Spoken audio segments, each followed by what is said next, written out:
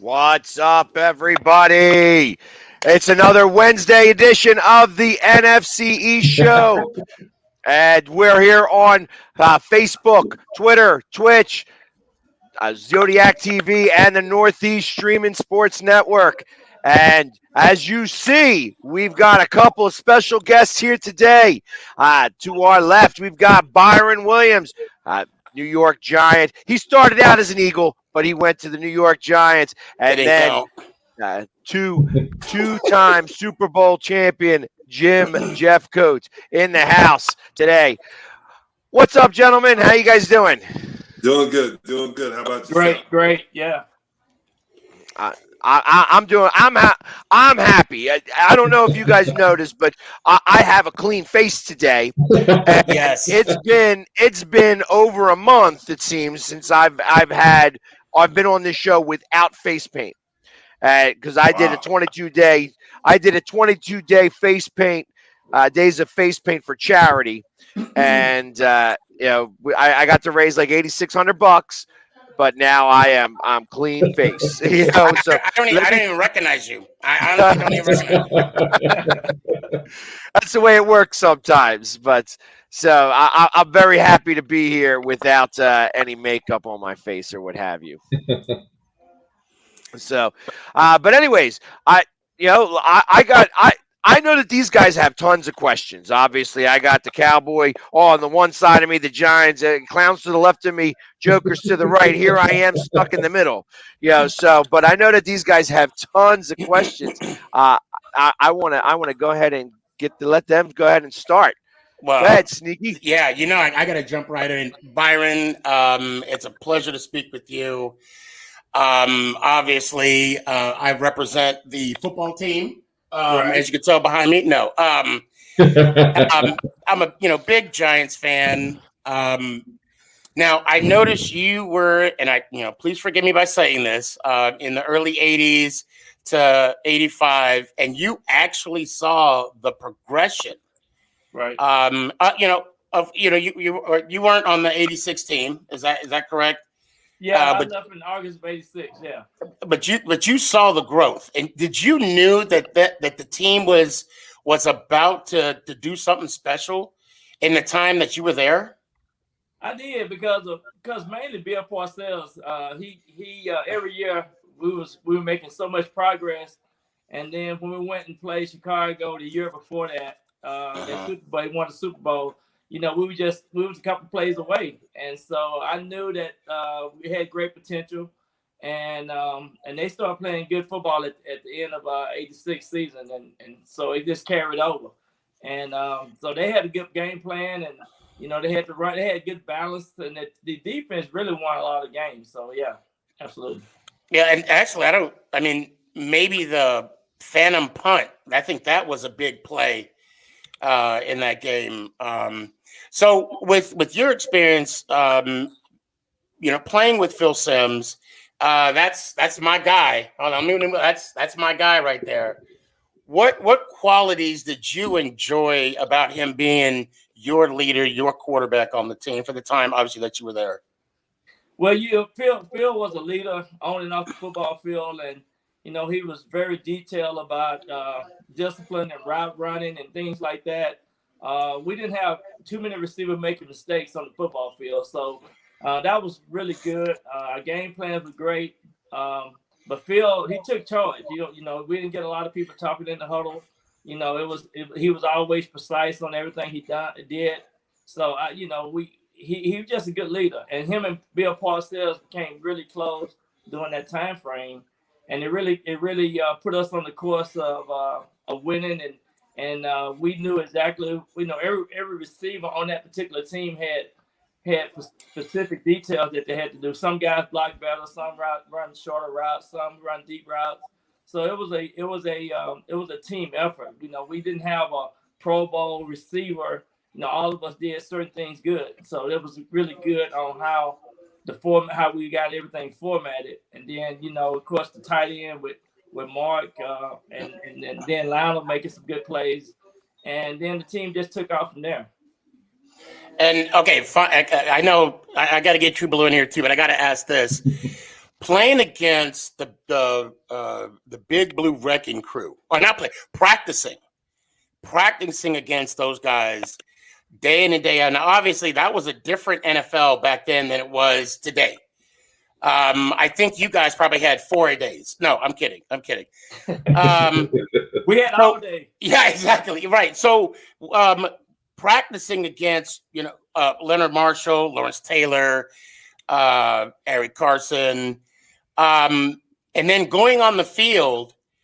Wasn't it advantage? Like, oh, this is all you got today? I mean, just give me that mindset, going into Sundays, Mondays, and knowing that you're playing against a team other than the '85 Bears that had a defense where you felt as though it wasn't as intimidating because you were already going against, the Big Blue Wrecking Crew throughout the week.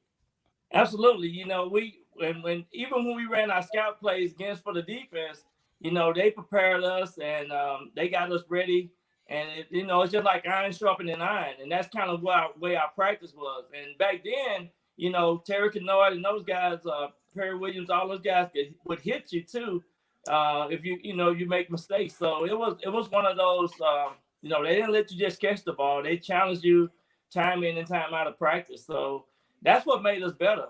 We had great defense in practice all week. So when we got in the game, it was like eating cake. So it was really that good to have that kind of defense to go against throughout the week.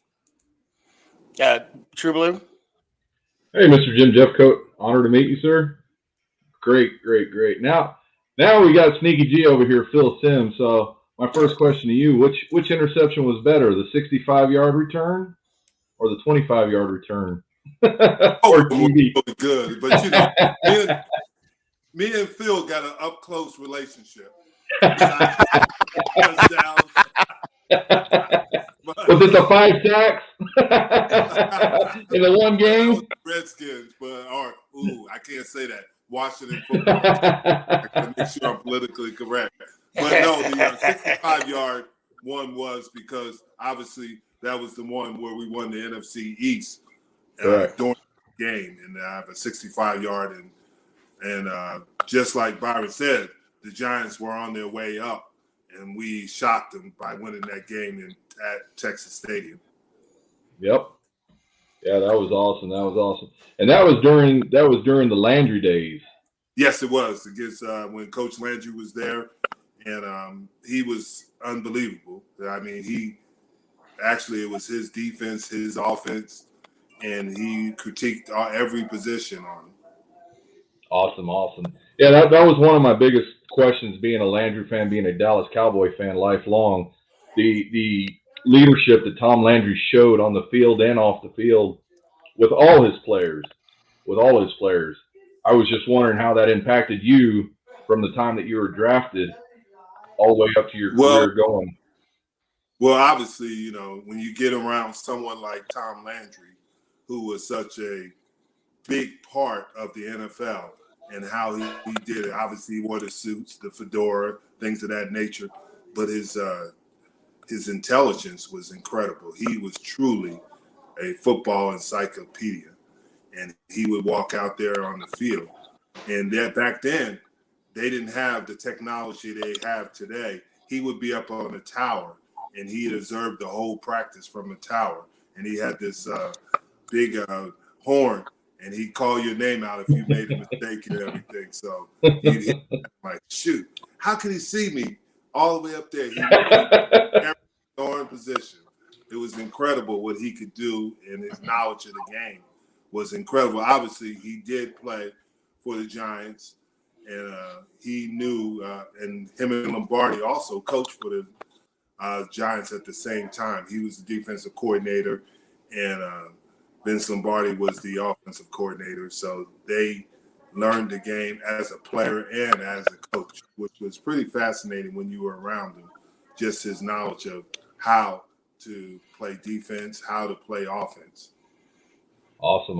Yeah, that sounds just as Mr. Williams was alluding to, Bill Parcells coaching. During that time in the '80s, the players, saw the coaches and they learned so much from them at that time, as you were saying, because of the technology not being there. And with the Players Association and everything going so much now, how much different do you feel the practices are now compared to back then? Well, the difference, I've coached in the obviously in the NFL and coached in college. The difference is it's a more visual game now as opposed to players sitting in a meeting. We had 5-hour meetings, and now you can't sit players more than 30 minutes and they'll get edgy. You see that they have issues sitting there, so you have to take it different. You have to give them 15 minutes, teach them some things, give them a break, and then go another 15 and do it that way. The players are different, and that's just not that they don't want to learn. They learn different, and you have to understand how they learn and what they can absorb, where we could sit there forever, because we obviously came from colleges where we had to sit in big halls. They don't do that anymore. They do it online. They don't have the things that we had. So those things, and being, like you said, the technology now is so different. We were watching 8mm films when I first came in the league. And then we obviously went to the cassettes and the videotapes and everything. And now everything is digital. So it's a totally different atmosphere on how you teach. And you have to learn how to teach players in this time. Awesome. So my question for the both of you, since the dawn of free agency, players have come and go, and I feel that since that time, that the rivalries have really kind of changed the dynamic. Back in the 80s when you both played, I mean, we're talking about the defenses for really all 4 teams in the NFC East, really all 5, because Arizona, or I guess whatever it was St. Louis maybe at the time, the Cardinals were in the mix there. But really, I mean, all 4 teams like that. We had the gangrene defense. You guys, were a great defense at Dallas. Obviously, you had to play against Lawrence Taylor, like in practice and stuff like that. I mean, first off, my first question is, Byron, did he ever hit you? Yeah, I ran. When I first got there, I ran a reverse, and I didn't think he was gonna hit me, so he hit me. And then about five plays later, they said we're gonna run this again. So I turned the jets on, and then he said, "Damn, I didn't know you could run like that." I said, "Shit, I didn't know you." I said, "I wasn't gonna get hit by you no more." So, but yeah, one thing about Lawrence, everybody knew this. He did whatever he wanted to do in practice, and nobody would say anything to him. So you learn that real fast. It was his team, and it was his way of doing things. And he didn't have to go in there and learn the plays. He just played, the way he, played like he just came natural to him. So then nobody talk no trash to him or nothing. So you just know how to what was expected of you. But I ran that reverse, man. I had to turn it. I had to turn that 4-2 on when that happened. But my real question on this is that do you feel that the rivalry back then between the teams, like I feel like when you hear about some of the hatred that had between like Giants and Eagles that played back in those days, and the Cowboys and the Eagles and the Cowboys and the Washington football team, or Redskins, they were the Redskins back then, so I'm going to call them the Redskins then. Like how would you say the difference is in comparison to the way you feel personally about the rivalries in comparison to the way that the game is played now? No doubt, I totally feel too. You didn't hardly see a Cowboy going to the Giants, and you didn't hardly see players going from the same conference, in the same division, right? So mostly when you was able to be a free agent or something, you went to a different league, different division. But everybody, they fight hard and tooth and nails when they compete in that division. It was the division. Every week, we was on highlight. We was on, we was the marquee game, televised game back in that time with Pat Summerall and John Madden. They broadcasted most of our games. And so we was always, that division and that East division was always highlighted. And so it was expected that you got to play a good error-free football, and there was going to be a fight. It's going to be a dog fight. Well, the thing you got to realize about the NFC East was how physical they were, because each team had running games, each teams had physical defenses, and at that time, other than I don't want to say anything to you because you're a Philly sports guy, most of those teams were vying to go to the Super Bowl at some point. And if you could win the East, you had an opportunity to go to the farther in the early 80s. It was the Cowboys. Mid 80s, it was the Giants. Late 80s, it was Washington. And those things, because of the talent you had in that division. And at each team, like you said, you had Gang Green, you had the G-Men, you had Doomsday Afternoon, and things like that, the Washington Over the Hill Gang. And these teams had pride. And that was a lot of it. It was your pride, because there was only one that was going to come out of there. It was like a heavyweight fight. And if you can get to that 15th round and win it, then you had an opportunity to possibly move further down the road. It's funny you say that. When I spoke with Howard Cross, great tight end, New York Football Giants, he said the same exact thing. Jim, I got a question to ask you. So you were there during the transition from Landry to Johnson, Jimmy Johnson, and then what happened to be the glory days. You won, correct me, two of the three Super Bowls in the early 90s. And, I do want to say that half of, or if not most of, Cowboy fans today haven't seen them win since, but that's either here nor there. I do want to ask you this. So what was it like going from, competing in the playoffs to not making the playoffs to being 1-15 and then playing in the Rose Bowl?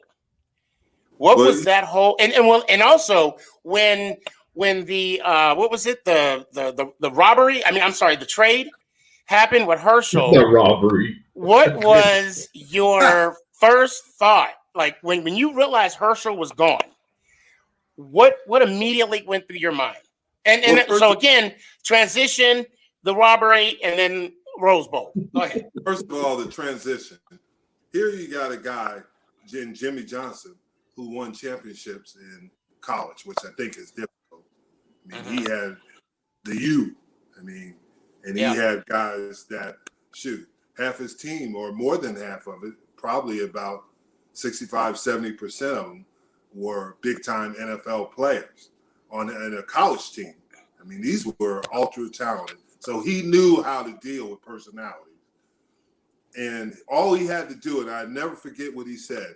He said, we will practice like champions. We will prepare like champions, because someday we will be champions. And that's how we did.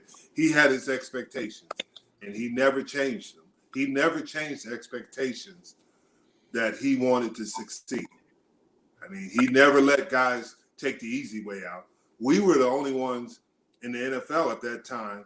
We'd come in on Wednesday, and it was full go. It was full pads, and we were hitting on there, which in the 1-15 year, as it progressed and as we got better, he pulled off of that. We didn't do that because we might kill each other, but those things.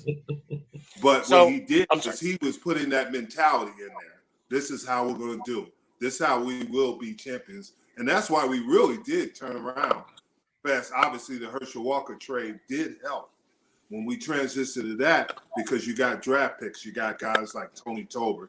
You got Darryl Johnston.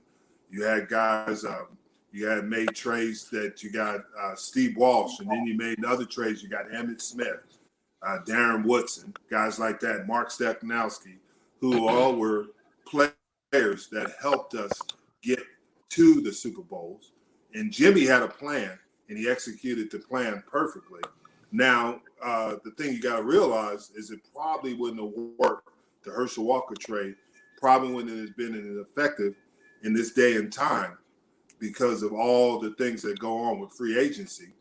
But at that time, it was a great trade for us because it helped us get some key components to help us win Super Bowls. Now, in the day of the Rose Bowl, yes. What was, I want to know the mindset. I mean, did you guys knew, because you guys just played a tough 49er team. Many, even myself said that was the Super Bowl. Yes, I was rooting for the Niners. I did not want you guys even smelling the Super Bowl. I'm going to, I'll come clean. It was a tough Niner team. You beat them at home. No one expected y'all to win. Now you're playing in an experienced Buffalo team that had something to prove because they lost the 2 previous Super Bowls, 3-time AFC champions. Jim Kelly, Thurman Thomas, Bruce. The list, Andre Sweet. The Hall of Famers is all over that. What was the mindset on that day? And again, you're playing in the granddaddy of them all, the Rose Bowl. What was your and I don't want you to speak for the team. What was your thought process of that day? And waking up, even if you got any sleep, what was your mindset? Well, the thing you got to realize is how this team was built. We feared no one. We feared no teams, and that's how Jimmy had prepared this team. When we walked out there, we expected to win. And when you said the night before, we were ready in there. We were in LA and we were with the stars, and we felt we were the stars because obviously when you go to a Super Bowl, you're the only game in town at that time. So we felt when we walked on the field, we were going to show everybody why we were here and what we could do. So the night before, you just sit there and just get ready mentally. What's interesting about that week is we probably had our best practices of the year, which is unusual at the end of the year, but we were ready. We had prepared ourselves to win a championship. We had prepared ourselves mentally and physically. When we walked out there, if you remember, Tasker had blocked a punt. And they actually were in a great position. And then Norton makes the great play down on the goal line. They were moving the ball. And they were running the K-gun offense, which is basically no huddle, and Jim called the plays. But we were different. We were there because we rotated D linemen, and we had 8 deep, and we were going to come after you. They weren't used to that kind of depth that we had at that time.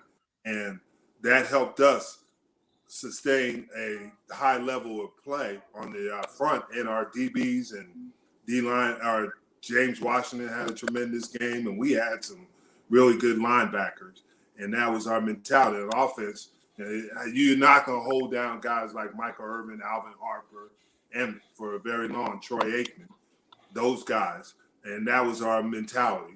It was just a matter of time before we got what we needed to get done. What happened to Kelly that game? Oh, he got hurt. He got hurt. His knee. He hurt his knee when Norton jumped over the offensive line. It hit him in the leg. Got him. Because you got a sack in that game as well, and I saw that you sacked Frank Reich. Yeah, Frank Reich. Yeah. So I was like, how did he get to Frank Reich so fast? I said, I realized Frank had a better game than Jim Kelly did, but that's because he only played for a quarter and a half. So now, Byron, yeah. I want to ask you this. You also have playoff experience as well. If you could talk about the preparation that you went through week in and week out. We talked about the NFC Championship game, and also, and this was before they even had the wild card. Right. If I'm not mistaken, there was only one wild card, pretty much in the 80s. We actually won the division that year, if I'm not mistaken. Yeah. And so you enter in the divisional playoffs against the 49ers was 84. Yeah. Who did we play at 85? Hold on. I apologize. No, it was the 49ers. It was the 49ers. Yeah, before the Bears. Yeah. So, with your playoff experience, what was your preparation like? And knowing that you're possibly playing for a Super Bowl, against the Bears the following week.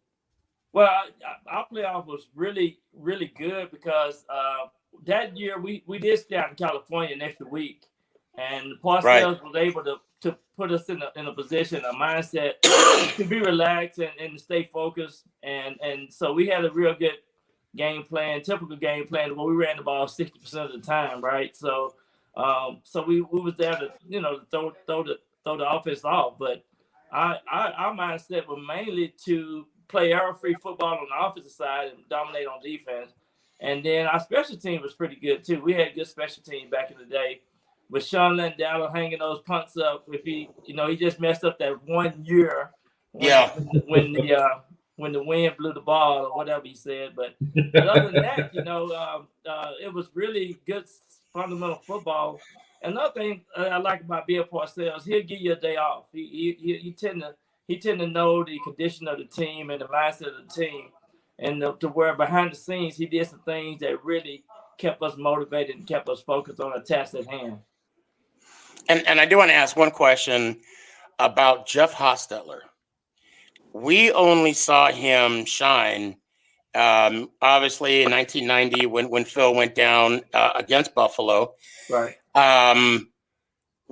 Is the story true? Because there was I remember watching an interview with him, and I guess Bill Parcells was trying to test him, see what kind of character he was, and he let the defense loose. Lawrence Taylor got him one time. Yeah. A good time. Is that story true? And what can you tell me about Hostetler before his success later in the NFL? Well, one thing, I think he had a great relationship with Bill Parcells. Hostetler came in as a rookie, and he played special teams, and he was a backup quarterback. So he did things that showed his toughness. He was real toughness. I can say Mark Rivalry and Hostetler was two of the toughest guys that people don't realize. Everybody knew Mark was, but yes, Jeff Hostetler was too. I mean, he was a physical guy, and he was, you couldn't hurt him. He went out. I've seen him go down on kickoff teams and make tackles. So, he was that type of player. And he came in and played tight end a couple of times in practice, simulated some other teams. So he was called to duty. So whatever they asked him to do, he did. And when he got a chance to become quarterback, he was just a proven guy. He was just one of those guys that came in from Virginia that was hard and that was, just a great athlete. He could do it all. So it didn't surprise you that once he got his opportunity, the type of level of success he had, that was no surprise to you. Absolutely. He was that type of player. His level of success and his mental toughness was great too. So, and that's what I liked about Jeff. And was a great guy, man. He grew up and over there, and I tell you, he was always one to learn, and he supported Phil Simms, and he was ready when his time came. He was good to go. Guy, I'm sorry. I'm like a kid in a candy store right now. Hold on. I got one of our loyal listeners got a question. He said, question for both Byron and Jim. The toughest place to play on the road. Where was it, and why was it the Vet? Well, I can tell you the turf on the Vet was known to hurt you, and it was like playing on concrete. So that's why didn't nobody want to play the Eagles. They had the worst field, and the majority of the players got hurt in Philly. So we know because of the turf. Know. Well, being from Jersey and not that far from the Vet, I'd say that was the toughest place. First of all, you got to deal with obviously the turf and the Eagles, but also the fans. Shoot, you might get in a brawl with the fans out in Philly. And Jim, I don't mean to cut you off. I mean, you get in a fight with the fans, and then next you know, you go downstairs in front of the judge in the stadium and get 10 to 20 and don't even know. Yeah, that's right. When I was a kid, I used to go over there and go to the roller derbies. And, the Philadelphia Storm or whatever, Stars or whatever they were. And I remember Yeah. 747 rolling around there. I swore I saw her on the football field playing left tackle a couple times. But that was the thing. Philly was a difficult place to play because of the atmosphere of it. You know, they didn't have to be winners. They could be winning or losing. The fans were going to go out to shoot. They tried to throw ice water on Jimmy Johnson in the middle of the winter. So they throw batteries at you. They beat up I remember the batteries, the snowballs with the batteries in them. I remember that. They do have the worst fans, no doubt. Their fans are unique in their own way. Okay, and, go ahead. I'm sorry. Go ahead. No, I was just saying that. And Washington had the regular fields. You know, at one end of the stadium, you know, just heard all this rattling noise all the time. But it was such great memories with the NFC East, man. I'll say Philly first and the Redskins second. Well, and that's the question I want to ask is, obviously, I loathe the Dallas Cowboys. You know, one thing I'll never forget, in 1993, we had a very similar record. We had to beat you guys at home to get home field advantage. I don't know. You guys cheated and won. I don't know. That's how I remember it. I don't know. Ref missed the call, whatever. But anyway, we lost 13-16. Yeah, exactly. Oh, and see, and the thing is about haters. My hate is real. At least I don't deny it. You know. DJ, I go through this every week with him. every week. But see, the thing is, I love True Blue. True Blue is a real one. So with you guys, Cowboy Blue, when you talk about True Blue? No. I mean True Blue. What Blue? Everybody got somebody wrong with them. At least one thing, but True Blue is a good guy at least. So in the division, and I'm including the Arizona / Phoenix Cardinals. Obviously, my rival is the Dallas Cowboys. Who, when you guys played in the division, who was your rival?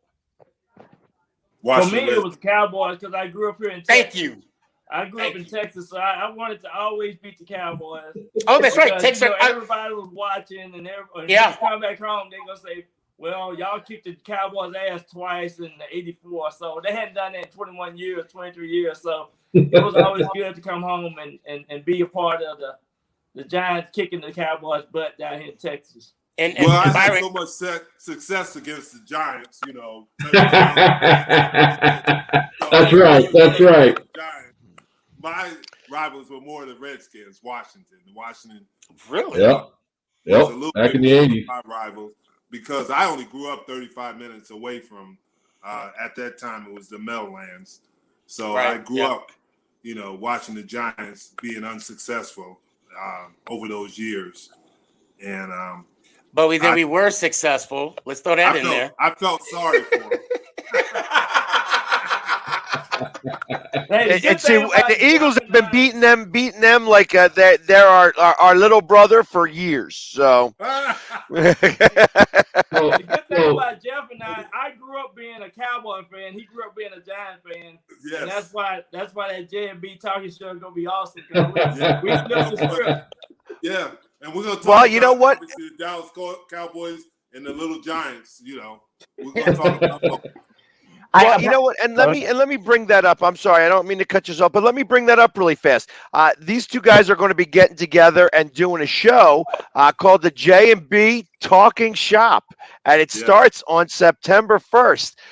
And they're going to be part of the Northeast Streaming Sports Network. It's going to be awesome to have you guys out there. I can only imagine. So I thought I saw that you were coaching Dallas in the XFL, Jim. Yes, is that going to be coming back or no? I haven't heard anything on it, and I'm going to be too busy with JMB to worry about that. This is going to be big time. We're going to take it national, then we're going to take it worldwide. We're going to take it global. So nice. I got too much things to do to worry about that. I've coached in the NFL, I've coached in the college ranks, and I coached in the AF and in the XFL. So I had enough of my coaching. Coaching's done. Now it's time to do the, you're going up and putting the microphone on. So that's where everybody makes the big bucks. So because I figured out this over the years, when you're a coach, anything you do, everybody's going to criticize you. But when you're on radio, you can criticize everybody. You become a genius. and Jim, you know what? You're always undefeated too. You're always undefeated. You got all the answers. Exactly. Well, one of the things that Jim and I are going to do, we're going to always win in overtime. So we're going to take it to overtime. But, and it's like I say, he's right. Monday morning quarterback, my Monday morning eyes are perfect. You know what I mean? I would have did this and then I would have done this and I would have done this. It's always better doing it from Monday morning. And I tell you, it's a lot less painful than what those guys are. I got to imagine that you guys were hurting, come Monday and Tuesday. Like, it's like, how long did it take for your body to really recover after 3 days, sometimes 2 weeks. Right. So, because I got to imagine, like, it takes a toll, especially playing on the offensive defensive line. It's like I know, like I said, Byron, it's a little different because you get to go run out on routes and you got to run away from like Lawrence Taylor and things like that. But when you're like going after it, like I said, the offensive defensive line is where championships are won, and that's how I feel about it. So I've always been a big proponent of those two areas. Like that's where you win and lose football games. No question, I feel so. War daddies are. You got to have some war daddies up front on offense and defense, because if you can control the line of scrimmage, even in this day and age, you control the line of scrimmage, you got an opportunity to win a game. Perfect example is the Super Bowl last year with Tampa and Kansas City. Tampa controlled the line of scrimmage, and they won the game. Well, let's not forget that offensive line that KC had was kind of like a makeshift, and they were injured. And I'm not making excuses. Obviously my guys weren't in there. But I mean, I just want to throw that out. They had they didn't have 100%. But yeah, that also that Tampa Bay front four is just a beast. I mean, you got Sue on one side, JP, and then it was, and then here's the thing: they all had issues, and somewhere in the past they came together and played. A good friend of mine, Casey Rogers, who was with the Jets, who was the defensive coordinator, is the defensive line coach there, and he got them to play together, and he got them to play to their abilities, and that's what you have to do. And you can make any kind of, but you still had Mahomes on the other side. Yeah. Patrick Mahomes does some incredible stuff. Yep. And even at 70%, he was only really at 70%, and still was hitting guys in the helmet, and they couldn't seem to catch those balls. You know what I mean? It's like all of a sudden, all the receivers lost their hands. Yeah, because getting there and being successful in the Super Bowl is difficult. That's why I always, after being in Buffalo and seeing the talent they had, to go to the championship in the Super Bowl 4 years in a row is pretty incredible. Absolutely. Yeah. So my question is to Jim, who was that guy in the huddle that you can walk up to say, hey, we're going to do this and let's get this done? Well, early in my career, it was Randy White. Randy White was the one who come in there and he would get everybody pumped up and he'd get them motivated. He'd tell you, hey, it's just like we were playing a Monday night football game against the Saints, and it was in overtime. And he walks in the huddle and said, hey, man, I'm tired of playing here now. He said, I'm going to sack the quarterback, who was Kenny Stabler. He said, one of you guys pick up the fumble, and this game is going to be over. Sure enough, he blew through there, sacked the quarterback. Me and Ed fought for it, but I punched Ed out of the way, and I got the ball, and I recovered the fumble. And then later on, it was really in our huddle was Ken Norton Jr. He was the guy that had come in there because he came with such really that charisma and that energy. He had a lot of energy, and he played at a different speed, Kenny did. And that's what his success, and he'd have everybody else. He was the guy that would organize everything Thursday night for the defensive team to sit together and watch film on the opponent that we're going to play that following week and things like that. So it was Randy White and Ken Norton. Awesome. Now, Byron, what about you and the quarterback? Did you ever say, hey, I mean, besides being always wanting the ball, what approach did you take with the quarterback when you knew the game was on the line? Well, I always, I like to run those deep. I like to run those deep post corners. And but the one game that we went off on was Philadelphia, when I had 167 yards and Field through his first 400-yard game. And but once you can just feel the momentum once you know that you got it going. You and the quarterback got that on the same page. And it's really good to feel that way, even if you have to go downfield and block for people like Joe Morris who run up under your butt and things like that. But it's really fun in the game. Some of the conversation that you have out there, and some of the players, and some of the things that are being said out there on the football field, which is really good and unique about it. Those are things that you can always keep in the back of your mind. Now, I was going to say that was going to be one of my questions. Who were the best trash talkers for both of you?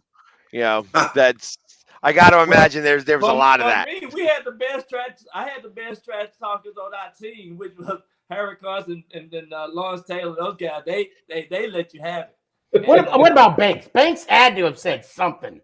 Banks, yeah, he did after about 2 or 3 years in the league, he started talking. But he just brought it. I mean, you're talking about full speed. Carl Banks would bring it, and he was just a great talent. And he just, there was just a good combination with that linebacker. And then, we get Gary Reason. Gary Reason lived here. Yes, Reasons. Yeah, Gary Reason lived here in Dallas too right now. McKinney, he lived up in North Dallas, but those guys just gelled together. They had that special. Wait. Are you in Dallas, Byron? Yeah, I'm in Dallas. I'm in Dallas. I am the president I'm the president of the NFLPA Dallas chapter right now with the NFLPA. Oh, hey, hey, so okay, I'm assuming you guys saw the movie Menace to Society, right? Yeah. You remember in that interview room with that detective, Byron? You messed up, right? I'm definitely going to give you my. Well, no, seriously, I was going to tell you, I'm also in Dallas as well, okay. And I'm going to tell you right now, I leave the house with this on. Okay. Before when I lived in Denver, then I came down here. Everybody was like, "Oh, you can't wear your Giants out." I said, "Child, please." Apparently, people don't know. But he put something on top of it. Oh no! And you know what? That's right, Jim. Jeff, just for you, no matter where I go, I always got it on me. I always got it on me. My Tahoe and stuff it got giant stuff all over it. So I went to UTA. I'm in Arlington, so I went to college here. So this is home for me. And, wow. So I'm right here in the Metroplex. Well, Byron, I'll tell you what. Seriously, and no, I will not bug you every 5 minutes. In theory, but seriously. I do want to live, and we'll talk on a different forum because it's going to get real interesting, conversational wise. His man crush just got a lot bigger. What just happened there? That's. They have a big giant fan base here. Yes, there is. Yeah, yes, there is. So they have already contacted me on several occasions. We got George Adams. We got quite a few giant players that live here. In the Metroplex. But I want to ask you one question about the Bill Parcells offense. Now, today's offense, there's a lot of, as for a wide receiver, there's a lot of option routes for a cover 2, man, zone type. Did Parcells have that? Or if it was a fade, it was a fade. If it was a seam, you stayed that seam. Explain to me, if you can, I mean, it's not G14 classified anymore, right. But what was Parcells' passing offense like? Well, mainly if we saw a blitz or something like that, we had a fade. But mainly we stayed on our routes. because what we did, we let the tight end do the option routes. So it was built into our system back in the day, to where we mostly stayed on our routes, and then the tight end would probably get open on the majority of our options on the blitz and things like that. So we ran like 82 semi where other people might have an option to break it to a fade or break it off. And back then we would mostly stay on our assignments. Gotcha. From what I see, it was like you'd have parcels of like one would have a fade, then wide receiver 2 would do a seam, and then you have like a short end with Bavaro. Exactly. Okay. Yeah. Now, Jim, are you in Dallas too? Yes, I'm in Frisco. Oh! No, I'm not giving my number. The only one that's out of the area. We could have did this live with all of you four, and then just me calling in. Hey, we are in the central located place to fly where we need to fly within 3 hours. So exactly. Jim, I'm gonna tell you right now. You can either give me your number. We could do this the easy way or the hard way. The choice is yours. That's all I got. That's all I got to say. The choice is yours. Hey, nothing but airing opportunity. Exactly. You're going to pick up your phone. You'd be like, oh, hell. So I'm going to use this as the best time to say, hey, I am running the Bullish Trip on September 25th to 28th, and we were going to have a live show.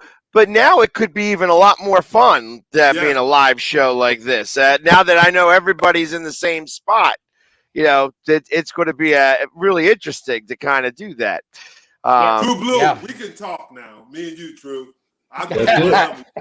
He's 2 hours away. He's 2 now. Oh no. But seriously though, Philly Sports Guy we're going to be meeting up on the 26th, and then also for the Giants Cowboy game, same venue at the Copper Penny on September 9th.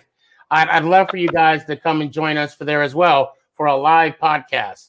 And then on the 8th of October, if you guys want to do an all-you-can-eat rib contest, I know a guy. I can get you in. I'm not going to eat 2 ribs, so. You know how them wide receivers are. They got to stay slim. Right. So going back to the trash talking, Jim, who was the trash talker that you love to hear on the field from our side? From our side, you hear from the Cowboys? Michael Irvin. But the best trash talker that people didn't realize was Isaiah Coke. He's not a big name, but Isaiah Coke he could trash talk with the best of them. He's from Alcorn State. He was from the Negro League down there in the Alcorn State. And he knew how to talk trash, and he was good at it. I mean, he called Mark McMillan, who used to play for the Eagles. He told him that he was a leprechaun and get back on the Lucky Charms.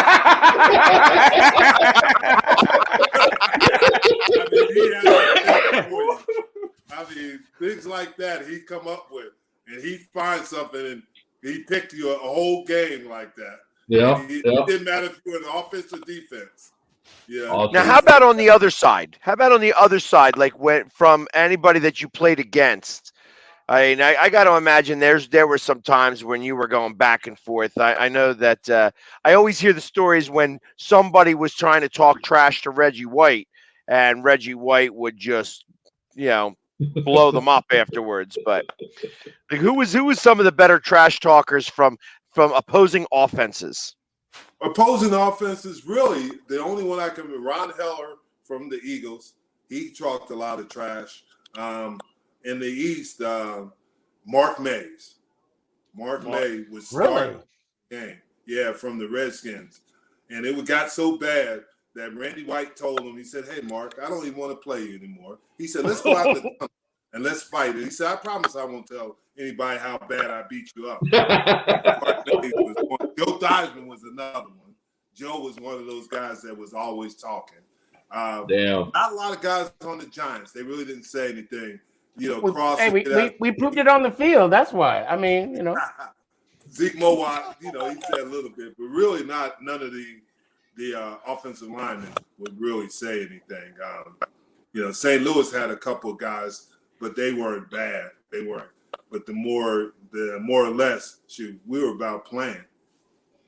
They had a couple of guys back in the day. Leonard Smith from St. Louis, he used to love to talk. He was from McNeese, and I played against him in college. But he would talk trash all the time. But yeah, it's guys be out there talking though. They be talking about your sister, your mom, and everybody else though. Yep. No, I gotta ask. 227 games total. What did you do, or how did you keep your body? I mean, football, it is a brutal sport. Getting hit, 3 hours once a week. That's not even including practice. I mean, that's durability. What did you do to get yourself prepared week in and week out for 227 games? Well, to be honest with you, it's genetics. My mother is 87 years old in great shape and everything. Plus, she put the fear of God in me. She said she wasn't going to have soft boys, and I couldn't I couldn't sit out on the field. I couldn't make like I was hurt because she would come and get me. So it was really, I have to give my mother credit. I was afraid of her more than any player that I played against. And Byron, what did you do to get yourself ready? I mean, week in and week out, playing in the games that you were playing in. I mean, plus the practices with, LT Carsons and all the New York Giant greats. I was a real fast guy, and I could run, and that was my gift of fame right there. I could run. I could run a 6 mile, and I was always in shape. I played at 185 or 195 right now, so I just, my dad was a kind of same build type person, so it's like Jeff said, genetic was a big part for me as well.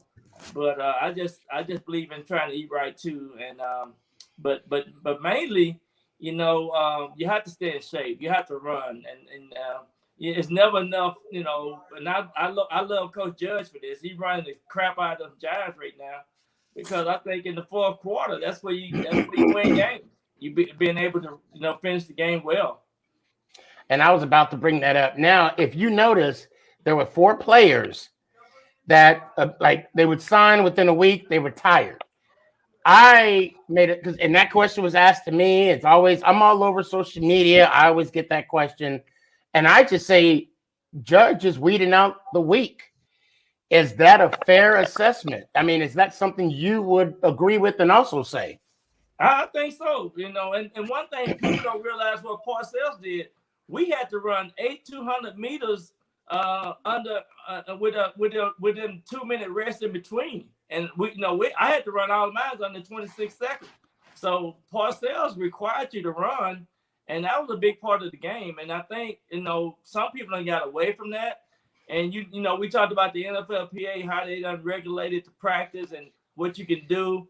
I think that's a big thing now. I think in the long run, the second half of the season, the Giants are going to be in better shape than any team probably out there for staying healthy.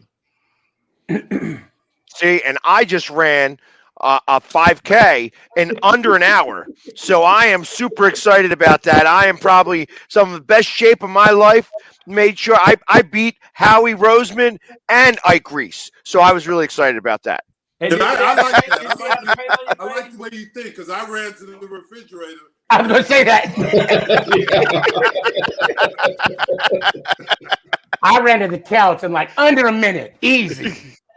I was joking. I mean, I got a pretty good 40 time. I mean, my 40 time is 42 minutes, because you got to stop in between, get rested, and finish it. That's, and I'm proud of that time. And I was all excited because I actually wear the shoulder pads and the football gear. I was all in football gear. So trust me, I'm ready to get out there now. Hey, you know what I want to do? I want to see if we can start timing guys in their whole uniform. I think just pocket them.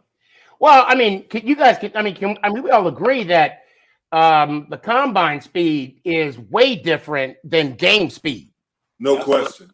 I mean, that's obvious. Absolutely. Right. I absolutely agree with that as well. It's just because I tell you, some of the people that you think that rise up in the combine, and then all of a sudden when they get to the NFL, they just don't have it like that. They just Exactly. it's not the same. There's no question about that, because some guys look good in shorts, but you don't play football in shorts. No. Right. Exactly. That's exactly correct. I think the JMB show gonna probably come up with our own test combine, and we're gonna create something that's gonna be really mind blowing, because we're gonna get in the locker room. We're gonna bring it to a whole nother dimension of what players are. How we can test players, because a lot of these guys shouldn't even be on the team right now, I think. Yeah, there's no question. It's a different era.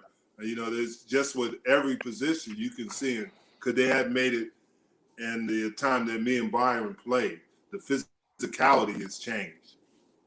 Well, yeah, I mean, practicing here in Texas back in the day, 100-degree days, 8 hours out there, compared to now being here at the Star and things like that. Yeah. You're right. Yeah, exactly. Then we had to walk 10 miles to get to locker rooms. Yep. That's in it. In Green Bay, they used to have you ride your bicycle to practice. Oh, that's right. Yep. That's good, because they wanted to make sure that you could say hello to everybody, all the owners, as you drove by. Right. So, yeah. But all right, listen, guys. Well, I really do appreciate both of you coming on the show tonight, and definitely make sure to check out September 1st. It's going to be everywhere. It's going to be coming on at it would be 8:00 Eastern time, 7:00 Central time. JMB Talking Shop. It looks like it's going to be a great show. I heard you already have some guests already lined up coming on, so I can imagine it's going to be an amazing show coming right out of the gate. So. I'm looking forward to watching it. Jim got Darren Woodson, and I got Phil McConkey, so it's gonna be some good stuff. Okay. I'm there. Darren Woodson and Phil just started off. That's just day one. That's just day one. So, and you can definitely check them out. Northeast Streaming Sports Network is going to be where they're going to be showing. So they'll check it out on Facebook and on their YouTube channel at Northeast Streaming Sports. You'll be able to see it all right there. Gentlemen, I really do appreciate you coming on the show tonight. Thank you so much for doing so. Yeah, like I said, it's rare that we get royalty, like where we get that, two guys that have spent so much time in the NFL, NFLPA, two-time Super Bowl champion. I tell you what, real quick. Now that I got this one last question for dealing with the NFLPA, are these guys really like whiners now?